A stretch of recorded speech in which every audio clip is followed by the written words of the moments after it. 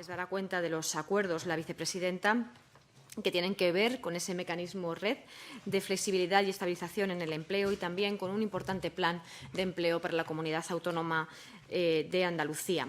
Por su parte, la ministra de Hacienda, también un acuerdo muy esperado, como es el que tiene que ver con ese reforzamiento del sector público gracias a la oferta de empleo público que se ha preparado para la Administración General del Estado. En mi caso, les voy a mencionar algunos de los acuerdos más significativos que serán completados, como siempre, con la referencia que adjuntamos al finalizar. El primero de ellos, y al que me quería referir, es una nueva estrategia nacional por la lucha contra el sinhogarismo con un horizonte 23-2030. Vamos a ponerle datos que detrás llevan rostros. El dato es 28.500 personas en nuestro país que viven sin un techo. 28.500 personas es la población de ciudades como Seseña, en la Comunidad Autónoma de Castilla-La Mancha, en la provincia de Toledo, o Candelaria, en Santa Cruz de Tenerife, con 28.500 habitantes. De esos datos, el objetivo es reducirlo en los próximos 7 años a un 95%. Reducir en un 95% aquellas personas que se encuentran en la calle de forma involuntaria. Concretamente, de estos datos y los datos del INE se distinguen distintas situaciones. De los 28.552 personas sin hogar en nuestro país, hay 7.277 que se encontraban en situación de calle, otras 11.000 en albergues y centros de acogida y 9.778 en pisos y pensiones para personas sin hogar. Era necesario, por tanto, esta estrategia, este compromiso del Gobierno para dar una respuesta integral y, sobre todo, una respuesta coordinada con el resto de administraciones públicas para dar respuesta a esta realidad a la que algunas veces parece observarse como si fueran invisibles. El Gobierno de España, a lo largo de estos años, ha llevado a cabo distintas acciones para abordar esta situación. Lo que hemos hecho con la estrategia es ponerlas negro sobre blanco, marcarnos un objetivo claro y unas acciones concretas, hacerlo de la mano de todas las administraciones públicas. Pero, como digo, a lo largo de estos años hemos llevado a cabo distintas iniciativas como esas políticas de inclusión con el ingreso mínimo vital o incluso la propia ley de vivienda para comprometer a las comunidades autónomas a aportar estos recursos. De las iniciativas adoptadas, me refiero a la última de ellas, que tiene que ver con ese protocolo que se acordó en el Consejo Territorial frente a la ola de calor que precisamente hoy estamos viviendo y que afecta especialmente a estas personas que se encuentran sin techo. Hemos conseguido acordar con todas las comunidades autónomas un protocolo para abordar las altas temperaturas con ese riesgo que tiene para la salud para las personas que viven en distintos municipios. Medidas que se están adoptando por otras administraciones, como las administraciones locales, que tienen como objetivo buscar esos refugios para estos días, estos refugios climáticos, establecer sistemas y protocolos de coordinación, especialmente para estos días, con policías locales, con emergencia, con atención social o sanitaria, buscar sistemas de alerta, de comunicación, en definitiva, evitar que sucedan desgracias a estas personas que se encuentran en esta situación. Y también subrayar, dentro del balance de acciones que hemos llevado a cabo, que dentro de los fondos de recuperación, en su vertiente de cohesión social, hemos financiado hasta 3 proyectos pilotos para buscar la innovación en este tipo de actuaciones para atender a estas personas. En total, 37 millones de euros que se están abordando con distintos proyectos en hasta 9 comunidades autónomas con la participación de 14 entidades del sector.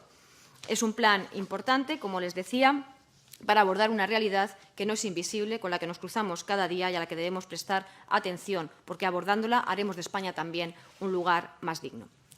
El siguiente asunto tiene que ver con una de las materias también donde dentro del plan de recuperación estamos invirtiendo una importante cuantía de fondos de recuperación para abordar la ciberseguridad en todas las administraciones públicas. Concretamente, este acuerdo del día de hoy del Ministerio de Política Territorial va dirigido a las entidades locales, a los ayuntamientos, con los que ya hemos trabajado en su digitalización con una buena partida cercana a los 400 millones de euros, donde ya muchos de ellos han abordado esta razón, la de la ciberseguridad. Concretamente, desde el año 2021 y gracias al Plan de Recuperación están en marcha en nuestro país 134 proyectos que tienen que ver con la ciberseguridad en los ayuntamientos por un importe de cerca de 30 millones. El acuerdo de hoy son 70 millones de euros dirigidos expresamente a la ciberseguridad y que vamos a compartir con los ayuntamientos para que puedan abordar esta amenaza que les aborda en su gestión diaria. En el ámbito de las inversiones, como viene siendo recurrente en las últimas semanas en el Consejo de Ministros, hay una importante inversión en lo que se refiere al mantenimiento de infraestructuras. En las carreteras, 1.515 kilómetros en esta ocasión, para el mantenimiento preventivo de las vías, afectando a 13 comunidades autónomas por una inversión que supera los 400 millones de euros. Subrayo también una inversión en la línea de alta velocidad Sevilla-Madrid por valor de 53,3 millones de euros para ampliar los avances tecnológicos en esta importante infraestructura dentro del impulso que se le está dando a esta infraestructura con mejoras que superan también los 600 millones de euros, como también en alguna ocasión les he mencionado. Y, por último, una mención al Real Decreto por el que se crea el Registro Central de Titularidades Reales y se aprueba su reglamento.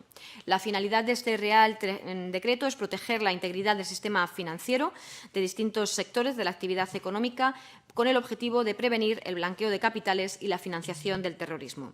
La apuesta del Gobierno en este Real Decreto es impulsar y apoyar la candidatura de Madrid para albergar la sede de la Autoridad Europea para la lucha contra el blanqueo de capitales. Se da la circunstancia de que Madrid es la única capital europea que no cuenta con una sede comunitaria en su territorio y el Gobierno está comprometido a apoyarla para que así sea y acabemos con esa circunstancia. Nada más y a continuación cedo la palabra a la vicepresidenta segunda para la explicación de sus temas. Gracias, buenos días, gracias por su presencia.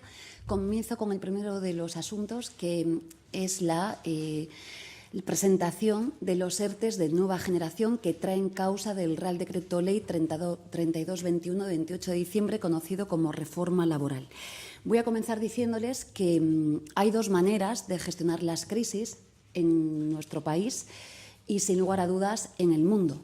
La primera de ellas la hemos demostrado en pandemia, mandando un mensaje fuerte a la sociedad española, a las empresas y a los trabajadores, y es que en tiempos de crisis no hay que despedir a nadie y que la estrategia venía de la mano de mantener los puestos de trabajo. Pues bien, ahora volvemos a ver en este momento cómo hay también dos maneras diferentes de presentarse ante nuestra sociedad. Una primera manera tiene que ver con el mecanismo red que hoy les presentamos, conocido como los ERTE de nueva generación, o bien las propuestas que se están haciendo desde la derecha que tienen que ver con fondos individuales conocidos como la mochila austriaca. Lo que hoy les voy a presentar es la conformación de un fondo colectivo, de un fondo red, que lo que hace justamente es salvar a las empresas y a los trabajadores y a las trabajadoras cuando lo precisen, y en dos situaciones que son absolutamente excepcionales. La primera, que tengamos crisis cíclicas, y la segunda, que tengamos crisis sectoriales, como estamos viviendo en estos mismos momentos ya en alguno de los sectores productivos de nuestro país. A diferencia de esto, como digo, la salida que da la derecha es el sálvese quien pueda y la conformación de una mochila que exclusivamente existe en un país y tan solo en el 18% de la población asalariada de Austria, y que hace que nada más y nada menos los trabajadores sufraguen el despido del que sean víctimas. Este no es el modelo del Gobierno de España, y lo que hacemos hoy justamente es, a través de un Real Decreto, de un reglamento, una norma complicada, la van a ver ustedes, son 30 preceptos, pues legislar a favor de salvar las empresas y los trabajadores y trabajadoras en nuestro país. Lo que hacemos en esta norma es compilar la mejor experiencia de los momentos de la pandemia, y lo hacemos con una vocación que es, primer mandato, no hay que despedir a nadie cuando estemos en crisis. En segundo lugar, toda la documentación y todo el planteamiento que hacemos del mecanismo red Se inicia a través de las autoridades laborales con la conformación de una comisión tripartita, como la que ustedes han conocido también en los tiempos de pandemia, y la protección que vamos a dar tanto a los trabajadores como a los empresarios es la que se desglosa en los artículos 18, 19, 20, 21 y 22, que creo que son los más interesantes para todos ustedes. El primero de ellos tiene que ver con el mandato que le remitimos a los trabajadores y trabajadoras, es que van a tener una protección de un salario del 70%, por supuesto, con todos los requisitos de no carencia, es decir, que pueden acceder a esa prestación sin ningún requisito anterior, por supuesto con los mecanismos que ya conocíamos de pandemia del contador a cero, es decir, que no se le va a descontar en su tiempo de desempleo. Y también, como saben bien, con una serie de condicionantes, que es que vamos a seguir cotizando para toda su protección social. En segundo lugar, en lo que tiene que ver con las empresas, les vamos a sufragar las cotizaciones sociales, eso sí, cumpliendo una serie de requisitos, y es que están vinculadas el abono de las cotizaciones sociales siempre que el mecanismo se active para recualificar a los trabajadores y a las trabajadoras que entren en el mecanismo. Por tanto, no se trata de despedir, se trata de recolocar a los trabajadores en otros sectores que tengan actividad productiva en nuestro país y, por tanto, con la obligación de que dispensen todo tipo de formación en nuestro país. Verán ustedes que incluso la formación a través de las universidades con los microcréditos será admisible para este proceso y dirigido también a los mecanismos de formación en la digitalización y, por supuesto, la transición ecológica. Las cotizaciones sociales, si son en ERTEs sectoriales, serán bonificadas en un 40%. Si son cíclicos, en los 4 primeros meses se sufragará el 60%, los 4 siguientes el 30% y el 20% el resto del momento. Como saben también, el mecanismo RED se activará con una serie de condiciones que ya conocen ustedes muy bien por los momentos de pandemia. Y es que las empresas que se acojan a él no van a poder realizar horas extraordinarias, por supuesto no van a poder contratar otro personal, ya lo conocen, y tienen una serie de limitaciones a tal efecto. Cualquier incumplimiento de este mecanismo, como ya hemos hecho en pandemia, supondrá la devolución íntegra de todos los beneficios de todo tipo, sociales y de los que fueren, por cada uno de los trabajadores o trabajadoras de los que hablemos. Y finalmente, lo que tiene que ver con la dotación de este fondo. Es un fondo, creo que absolutamente novedoso en nuestro país. Está la ministra de Hacienda conmigo y le doy las gracias porque llevamos mucho tiempo trabajando el fondo y también trabajando este fondo con la Comisión Europea.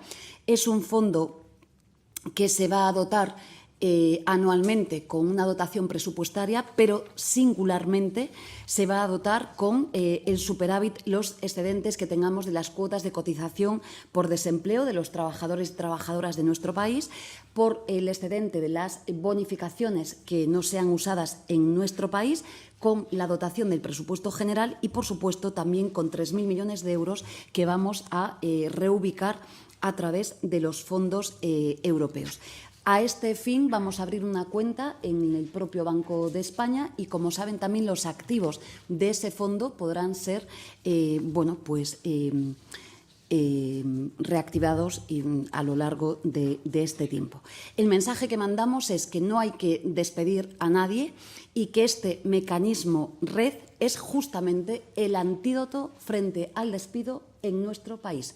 Frente al modelo de la derecha que nos condujo a una tasa de desempleo del 56% de paro juvenil y del casi el 27% del paro en general, está el modelo del Gobierno de España, mecanismo RED, y se llama Fondo RED, antídoto frente al despido. Por tanto, decirles que este fondo, aunque hoy es aprobado en el Consejo de Ministros, saben ustedes que ya se constituyó en la reforma laboral y, además, lo hemos usado ya en algún sector, como conocen ustedes, el de las agencias de viajes. Sucintamente también señalarles que hoy el Consejo de Ministros ha aprobado la retirada de las medallas al mérito de trabajo de varios de los miembros del régimen franquista, empezando nada más y nada menos que por el dictador Francisco Franco Bahamonde. Junto a él le acompañan la retirada de las medallas al mérito del trabajo, el único trabajo que han suscitado las personas a las que hoy le retiramos este mérito es haber trabajado por violentar y violar los derechos humanos y pisotear la democracia en nuestro país. En este sentido, retiramos la medalla al mérito de trabajo a Enrique Pla y Dañel. No hace falta que les diga, el inductor y teórico del golpe de Estado como una cruzada. José León de Carranza y Gómez Pablos, ya lo conocen ustedes, alcalde de Cádiz durante 21 años consecutivos, José Luis de Arrese Magra, secretario general del movimiento, José María Fernández Ladreda, saben ustedes que fue director de la Fábrica Nacional de Armas de A Coruña y de Oviedo, José Solís Ruiz, delegado nacional del sindicato y también ministro y secretario general del movimiento, miembro destacado del Cuerpo Jurídico Militar durante el régimen franquista, Juan Yagüe Blanco, no hace falta que les diga, conocido como el carnicero de Burgos, Jesús Romeo Gorría, el instructor de la prohibición de las huelgas o la conculcación del derecho de asociación en nuestro país y el creador de los sindicatos verticales de los que tanto se habla en estos días. Finalmente, José Antonio Girón de Velasco, que, como saben perfectamente, fue ministro de Trabajo con también un historial que pone en cuestión la democracia en nuestro país. Por fin, hoy se cumple con la Ley de Memoria Democrática y permítame decirles, tengo una enorme tristeza porque proveniendo de la ciudad del dictador Francisco Franco Bahamonde y también de Pablo Iglesias Pose, estamos en el año 23, en julio del 23, y estas medallas se le retiran hoy a personas que representan lo peor del régimen franquista. Por tanto, por fin cumplimos con la legalidad en nuestro país y por fin se hace historia en España. Y finalmente, hemos aprobado el Plan de Empleo de Andalucía por un importe de 50 millones de euros. He de decirles que este plan de empleo, también lo conoce muy bien la ministra de Hacienda, llega con un enorme retraso y me van a permitir que diga que el enorme retraso, una vez más, es por la deficiente ejecución que la Comunidad Autónoma Andaluza está realizando sobre esta materia. Nos han remitido la documentación a pesar de los requerimientos permanentes la semana pasada y estos retrasos no van más que en contra, efectivamente, de una comunidad autónoma que, como saben ustedes, es la segunda con más paro de nuestro país. El plan de empleo va dirigido, como no puede ser de otra manera, a la contratación de personas en desempleo en Andalucía, va dirigido a la mejora de la empleabilidad de los trabajadores y las trabajadoras, especialmente los jóvenes, en Andalucía y tiene otra serie de peculiaridades que pueden ustedes cotejar en el propio expediente. En definitiva, que seguimos recuperando derechos y mejorando nuestro país. Muchas gracias. Gracias, ministra. Muchas gracias, ministra portavoz, y buenas tardes a todas y a todas. Un placer siempre comparecer después del Consejo de Ministros y mucho más para trasladar una serie de medidas que se han aprobado en el ámbito del empleo público y que, en definitiva, van en la línea del fortalecimiento del estado del bienestar. Los principales activos que tiene el estado del bienestar son los hombres y mujeres que cada día, todos los días del año, tienen un esfuerzo y un sacrificio por hacer de ese servicio público una garantía de seguridad y también cumpliendo con las expectativas que los ciudadanos puedan tener respecto al mismo. Yo creo que durante esta legislatura hemos demostrado que para este Gobierno los servicios públicos son realmente una obligación en la igualdad de oportunidades y es un elemento de garantía de seguridad para la protección de los derechos de la mayoría social del país. La iniciativa pública, la política pública, la apuesta por lo público no es más que dar un blindaje a todos los ciudadanos respecto que, al menos en aquello que constitucionalmente nos hemos puesto de acuerdo como mínimo para todas las personas, se pueda cumplir en tiempo, en forma y, por tanto, que nadie, viva donde viva, pueda tener una dificultad para el acceso. Por eso es muy trascendente que sigamos apostando por ese empleo público de calidad, que cuente con recursos humanos suficientes que permitan realmente prestar servicios a la altura de lo que los ciudadanos desean. Y, de hecho, nuestro objetivo es seguir avanzando en ese camino, dando un paso de gigante en el día de hoy, con la aprobación de la oferta de empleo público para el año 2023, que va a superar la oferta que ya hicimos en el año 22, y se trata de la mayor oferta de empleo público de nuestra historia. Cuenta este acuerdo con el respaldo de los sindicatos Unión General de Trabajadores y SESIF en la prueba del diálogo que mantiene siempre este Gobierno con los agentes sociales, con los sindicatos particularmente, para que nuestras medidas, nuestras propuestas puedan tener el mayor consenso y pueda dárseles continuidad para el futuro. La cifra récord se establece por la necesidad objetiva de fortalecer unas plantillas que se debilitaron por años de recorte y por tasas de reposición cero que se aplicaban en los gobiernos anteriores. Una política que a nadie se le escapa tuvo un impacto evidente en el deterioro de los servicios públicos que se dirigen al conjunto de la ciudadanía.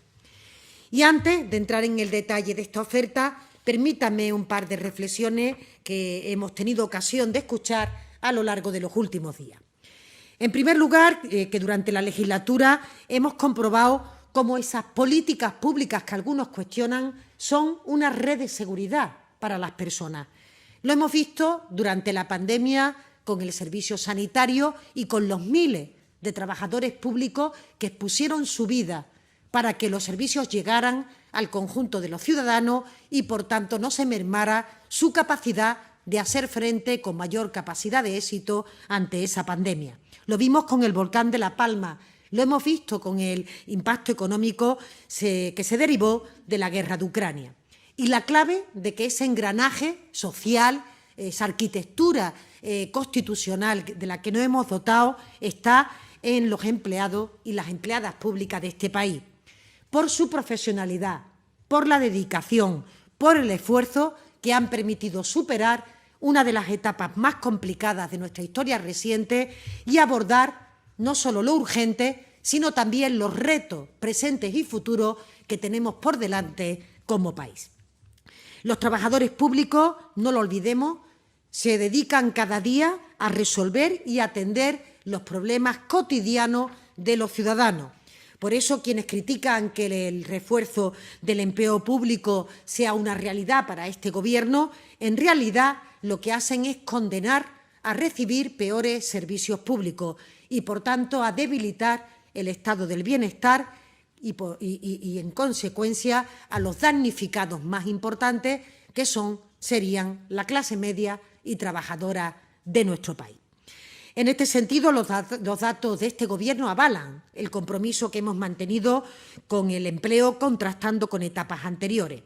En el periodo 2012-2018 se perdieron más de 124.000 empleos públicos. En los años siguientes, 2018-2022, es decir, desde que gobierna el presidente Sánchez, se han creado más de 169.700 empleos públicos. Es un balance netamente positivo y que pone a cada uno en su prioridad respecto a cómo y de qué manera se tiene que fortalecer la red de seguridad. Una segunda reflexión que me gustaría trasladar es que la defensa del empleo público es totalmente compatible con la apuesta por la creación del empleo estable y de calidad que perseguimos en el sector privado. Algunos siempre intentan confrontar una cuestión frente a otra. No son cuestiones excluyentes, son complementarias y lo demuestran las cifras récord de afiliación en Seguridad Social y las medidas que ha adoptado este Gobierno, como la reforma laboral, que nos está permitiendo una mayor fijeza, una mayor estabilidad en el empleo que se genera. Todo ello justifica la aprobación de esta oferta de empleo de 2023, que tiene su propio calendario y plazo. Cada organismo tiene la capacidad, como conocen, de organizar los procesos para cubrir las bajas por jubilación u otros motivos que producen esta demanda, al tiempo que dotamos de esa estabilidad a los servicios públicos. De hecho, con el objetivo de agilizar estos procesos selectivos, una novedad que incluye esta oferta de empleo para este año contempla que las convocatorias, todas y cada una de ellas, tienen que estar publicadas antes del 31 de diciembre de 2023. Es decir, en estos meses que quedan hasta la finalización del año, todos y cada uno de los órganos directivos tienen que tener convocada su oferta de empleo. Pero es que además otro elemento añadido de garantía para esta oferta es que los procesos tienen que estar culminados, exámenes celebrados, resoluciones hechas, periodos de alegaciones resueltos, antes de que transcurran 2 años desde esa propia aprobación. De esta forma tratamos de corregir algo que hemos detectado y que se venía produciendo de forma endémica a lo largo de los distintos gobiernos, como ha sido retraso excesivo tanto en la convocatoria, desde la aprobación de la oferta, como en el proceso de celebración de exámenes y de culminación de esta cuestión, lo que viene a dar satisfacción a las demandas históricas de los opositores, que quieren, antes de presentarse a otra oferta de empleo, saber si la primera la han aprobado y, por tanto, poder incorporarse a la mayor brevedad. Resaltar de esta oferta 2023 algunos ejes. El primero, crea empleo neto superando la reposición de efectivo. Segundo, refuerza la apuesta por el empleo de calidad. En tercer lugar, dota nuevos servicios de un personal suficiente para hacer frente a esas nuevas prestaciones. Y, en cuarto lugar, queremos favorecer la atracción de talento que venga a dirigir su inteligencia a la Administración.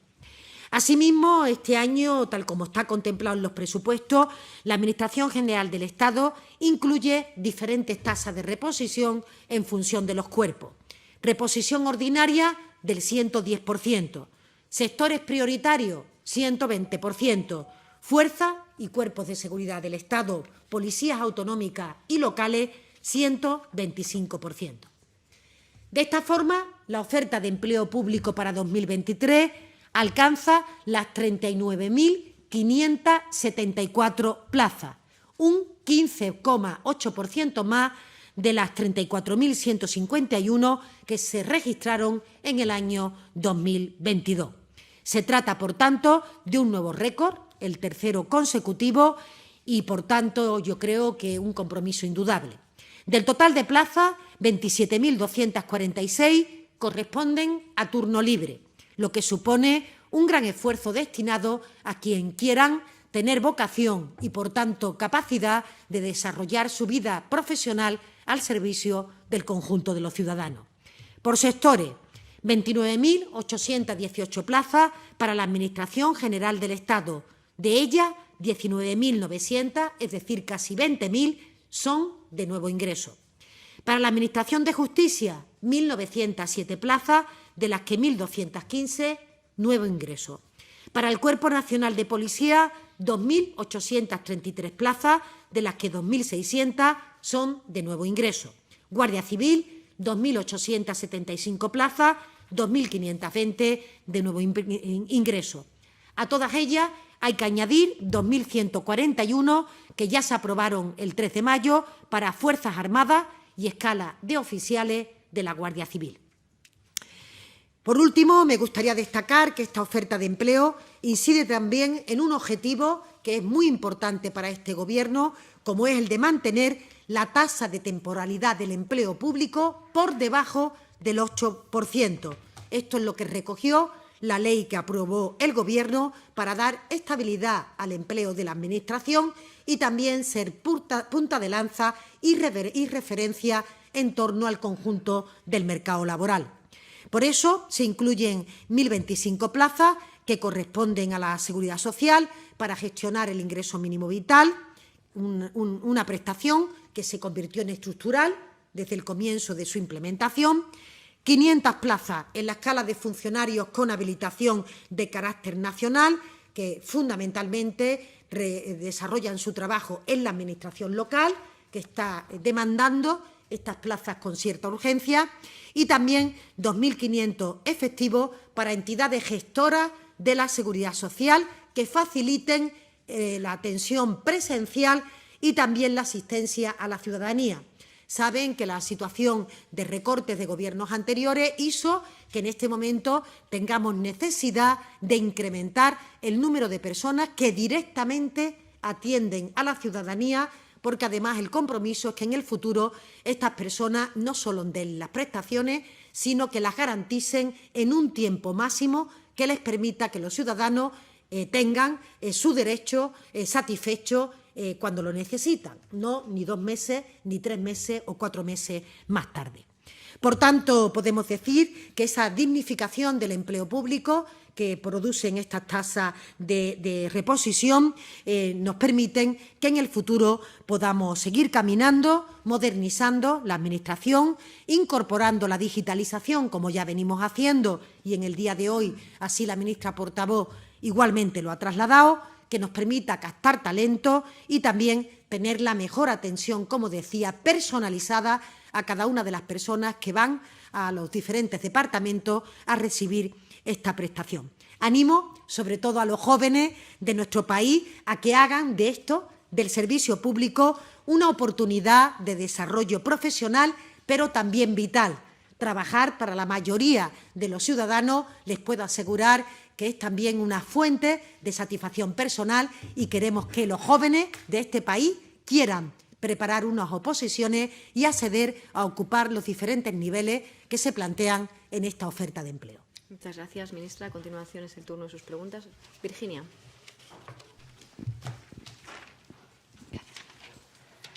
Buenos días.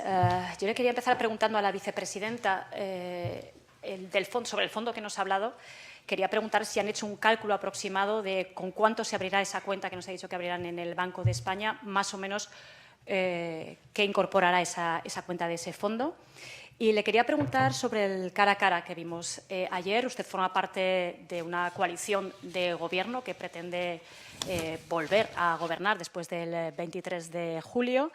Quería preguntarle desde ese punto de vista cómo vio usted a su socio en el Gobierno, más allá de lo que ya sabemos que opina usted sobre este tipo de formatos de cara a cara. Y a la ministra de Hacienda le quería preguntar también sobre el debate. Usted fue una de las personas, unos miembros del Gobierno que estuvo junto al presidente Sánchez. Parece que hay bastante unanimidad en concluir que el presidente quizá no estuvo al menos tan bien como suele estar en otros debates con Feijóo. Quería saber, bueno, pues cómo le vio usted y qué opinión le merece. Gracias. Vicepresidenta. Gracias por las preguntas. Me encantaría contestarle a la segunda de la misma, pero como comparezco aquí en calidad de vicepresidenta segunda del Gobierno, no podré hacerlo. Por tanto, estoy dispuesta a hacerlo en cualquier otro momento. A la pregunta que usted me refiere, como he dicho, el fondo se va a constituir con los excedentes que tenemos de las cuotas de cotización, que en este momento superan los 4.000 millones de euros y, como he dicho también, 3.000 millones de euros que estamos negociando con la Comisión Europea y también el excedente de las bonificaciones contractuales en nuestro país. Pero, como también señalamos, van a ver que presupuestariamente cada año se va a fijar la cuantía del propio fondo.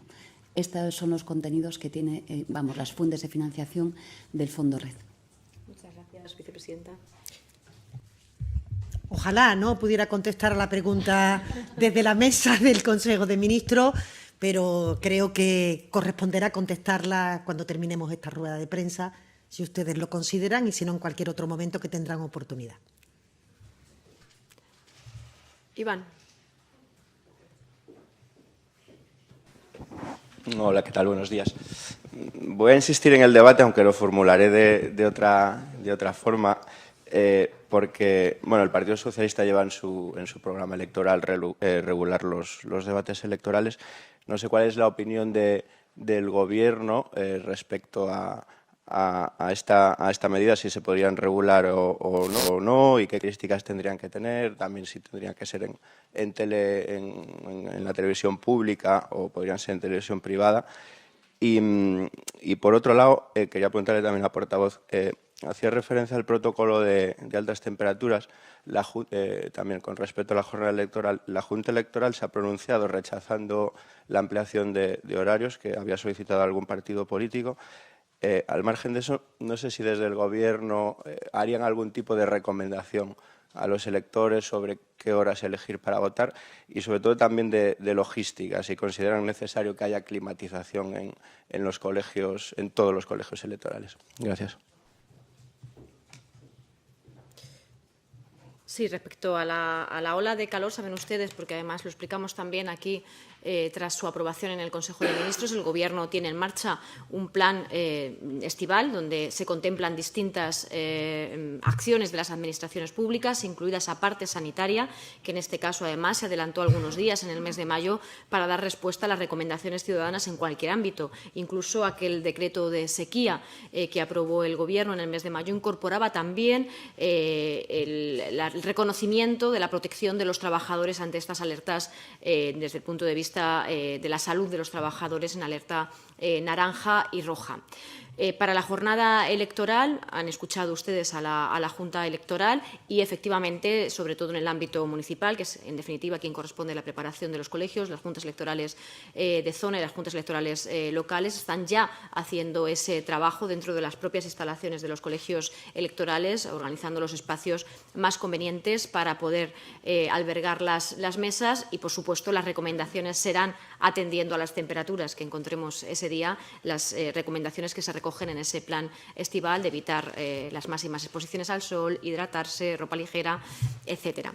Y sigo con la Junta Electoral para responder a su primera pregunta. Ustedes son conocedores de las recomendaciones de la Junta Electoral en este tipo de celebración y ya les digo, como la vicepresidenta segunda y la ministra de Hacienda, nos encantaría poder responder a sus preguntas, pero esta es la consideración que se ha hecho por parte de la autoridad electoral y, por tanto, no podemos expresar la opinión como nos gustaría ante todos ustedes, no podemos dar respuesta a sus preguntas como desearíamos, simplemente lo que hemos mantenido hasta ahora y compartimos las ministras que estamos ante ustedes en nombre del Gobierno, el valor de lo que significa un debate en democracia, creo que siempre hay que defenderlo.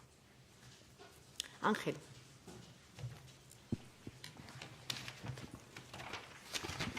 Buenas tardes. Tengo una pregunta para la portavoz. Millones de españoles vieron anoche ese cara a cara. Quisiera preguntarle cuál es la posición del Gobierno acerca de que exista una oportunidad para confrontar los proyectos políticos como la que vimos anoche. Y una pregunta similar a la vicepresidenta. Usted ha criticado en algunas ocasiones ese formato en el que dos hombres debaten sobre las propuestas políticas. Visto lo visto anoche, ¿le ha parecido útil que se haya producido el debate? Gracias. Pues creo que he dado respuesta a su compañero, ha formulado la pregunta de manera distinta. Quizás estaría bien en esa próxima modificación de la ley electoral que aclaremos exactamente los términos en los que han de producirse estas comparecencias, sobre todo para proteger ese derecho a la información de la ciudadanía y ese derecho también del que ustedes hacen cargo como profesionales de los medios de comunicación. En democracia siempre la información es un valor, debatir es un valor, contrastar es un valor, mostrar distintos proyectos es un valor, la veracidad siempre es un valor. Vicepresidenta, no sé si... No, doy por reproducida la respuesta de la portavoz. Sí. Con esta terminaríamos, Mariano. Gracias. Buenas tardes, portavoz, vicepresidenta, ministra. Yo no voy a preguntar por los debates.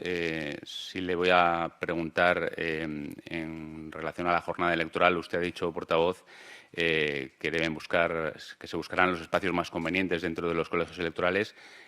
¿Cómo se piensa solventar el hecho evidente de que la mayoría de ellos, por ser colegios, no tienen aire acondicionado?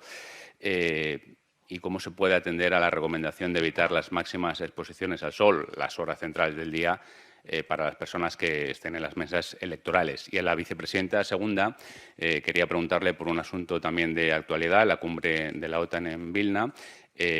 Usted ha manifestado opiniones rotundamente contrarias a la OTAN en el pasado y dado que además es la voluntad del presidente del Gobierno reeditar una coalición de gobierno con usted, creo que sería interesante de cara a los socios de la Alianza Atlántica saber exactamente cuál es su postura al respecto de la OTAN hoy en día, la absolutamente y furibundamente contraria del pasado, una a favor, medio pensionista, en fin, que se definiera en ese sentido. Gracias. Le voy a contestar también con una respuesta, que es que me encantaría hablar de la política de defensa de mi país. sobre todo porque provengo de una ciudad militar y de una familia militar también. Pero estoy aquí en calidad de vicepresidenta y no lo voy a hacer y tampoco le voy a responder a la cuestión acerca de la OTAN. Pero me gustaría y mucho. Por responder a su primera pregunta, Mariano, los miembros de la mesa no están expuestos al sol. Me ha dicho la exposición al sol, los miembros de la mesa están bajo cubierta. En los colegios de nuestro país las temperaturas no son igual en toda España, pero ciertamente trae a colación un debate donde el Gobierno de España ha hecho un esfuerzo muy importante, que es proveer, gracias a los fondos de recuperación, de muchos recursos a las comunidades autónomas. Bien lo sabe la ministra de Hacienda, más recursos que nunca en muchos ámbitos, pero también en el ámbito de la eficiencia energética y de la rehabilitación de los espacios para garantizar pues el cambio de ventanas, de fachadas.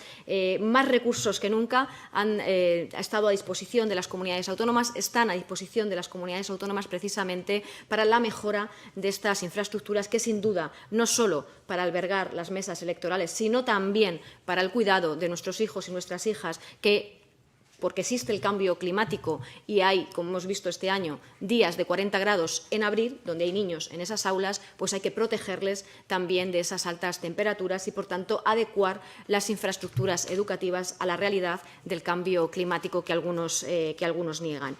Y el resto de recomendaciones, como digo, es la Junta Electoral la autoridad que se encarga de habilitar y de revisar y ordenar todos los espacios electorales, y yo, en nombre del Gobierno, lo que puedo trasladar es la absoluta confianza en un proceso electoral garantista, como es el español, y en la labor y en la tarea de la Junta Electoral en todos los niveles, a nivel central como de zona o local.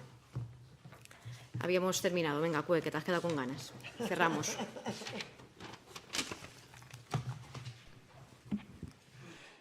Sí, voy a preguntar sobre el debate y le voy a preguntar exactamente en qué resolución de la Junta Electoral Central impide responder a una pregunta general como esta, por ejemplo. ¿Creen ustedes, a las dos, que el debate de ayer es el debate que esperaban los españoles, y en particular si quieren sus votantes, pero solo los españoles? Dígame qué resolución de la Junta Electoral Central impide responder a una pregunta como esa. Y a la ministra, sobre el asunto que traía hoy, a la ministra, el PP en los últimos días está insistiendo mucho, lo estamos viendo, es un elemento importante de la campaña, la deuda, el déficit, la situación complicada de las cuentas públicas. Estamos hablando de 39.000 nuevas ofertas de empleo, y ellos hablan de una gran bajada de impuestos. Lo que le quiero preguntar es, en el escenario de que pudiera llegar el PP al Gobierno o en esa posibilidad de que eso se cumpliera, si usted cree que habría margen para hacer este proyecto de empleo público, si hubiera un recorte fuerte de impuestos o si nos podemos encontrar con que si hay un cambio de Gobierno, esta oferta nunca se acaba de concretar. Y el otro, por favor, dígame, ¿quién lo prohíbe y cómo? Sí. Viceministra. Bueno, yo creo que para contestarle a esa pregunta tengo que decir que los primeros que siempre nos sentimos incómodos, ¿no?, a la hora de poder contestarle a la satisfacción de lo que ustedes plantean somos los miembros de esta mesa, ¿no?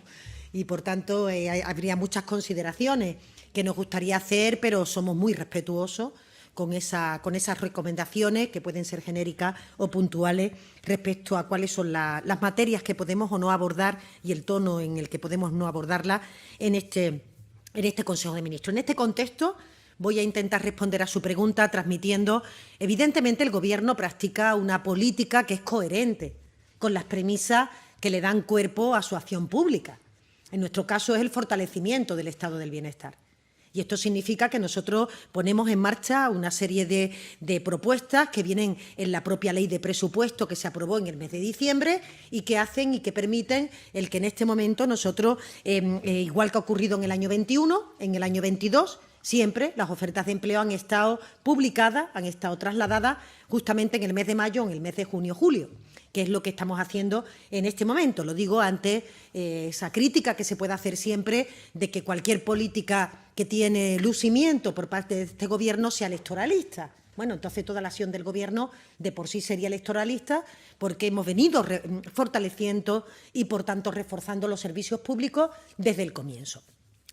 El Real Decreto es un Real Decreto que establece obligaciones para los gobiernos, igual que las leyes establecen obligaciones para los gobiernos. Yo, señor Cúes, no contemplo otro escenario que en este momento el Gobierno de Progreso sea capaz de desarrollar esta oferta de empleo y, por tanto, para nosotros es fundamental que, con independencia de la opinión de cada uno, tengamos la capacidad de reponer efectivos que se van a jubilar, que se están jubilando. Y que eso hace que, si no se hace con una cierta inmediatez su aprobación de oferta de empleo, pues tardan en llegar a los sitios y de dar servicio a la ciudadanía. Pero hasta ahí puedo comentar, como les digo y siempre traslado, en cualquier caso cada uno responde de los propios actos que protagoniza y, por tanto, cada cual tendrá su opinión y tendrá que decir si le parece bien, mal o regular que el Gobierno apruebe la mayor oferta de empleo público por tercer año consecutivo de su historia. Para nosotros era importante desde el comienzo de la legislatura, porque saben ustedes que había un recorte previo que había provocado una situación de dejadez, de falta de motivación y también de dificultad para la atención a los ciudadanos. Gracias, ministra.